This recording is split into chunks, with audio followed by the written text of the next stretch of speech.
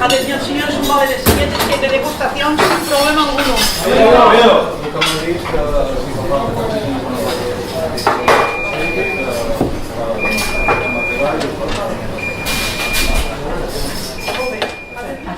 I ha treballat molt, no ha parat, però ha fet una feina que li ha permès treure la creativitat que ella porta dins, perquè és supercreativa i amb això, encara que hagi treballat moltes hores, ja se sent compensada perquè ho ha fet a gust i això és important.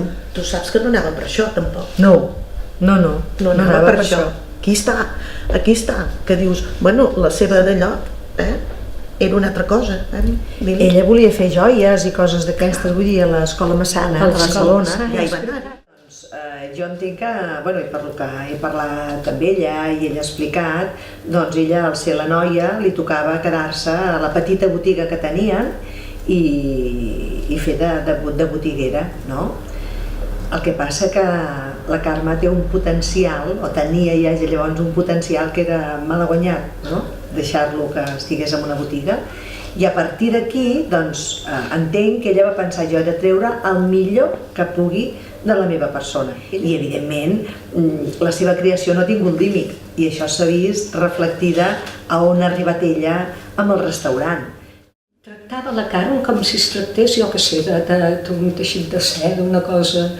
No, de veritat que, a part que era bo, a mi el que em va sorprendre d'ella, i mira que era joveneta amb això, la meva sogra era d'un poble de l'Empordà, de l'Alt Empordà, i allà hi ha costum de fer botifarres dolces. I bueno, jo n'havia menjat quan anàvem al poble de la meva sogra, però aquí a Sant Pol, perquè al Maresme jo no ho havia vist mai enlloc. I ella, ja amb l'esperit aquest d'innovació, ja li havia preguntat a la meva sogra, això que ella era molt més jove que jo, com es feien les botifarres dolces.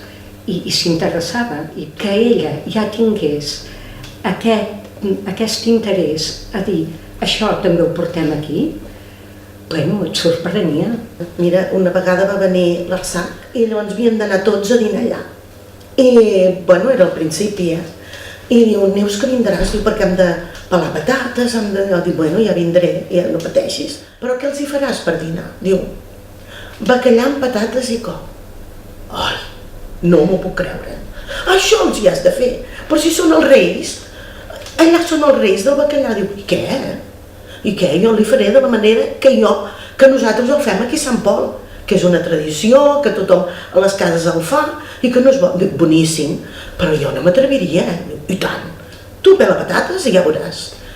Doncs, noia, un èxit total, perquè vaig parlar amb l'Arsac i em dic, ¿ha comido bien? No bien, súper, muy bien. Bueno, doncs mira, imagina't tu, l'atreviment, no és atreviment, però vull dir, ell es va llançar amb una cosa que la sabia fer d'aquí, doncs ho va fer-ho.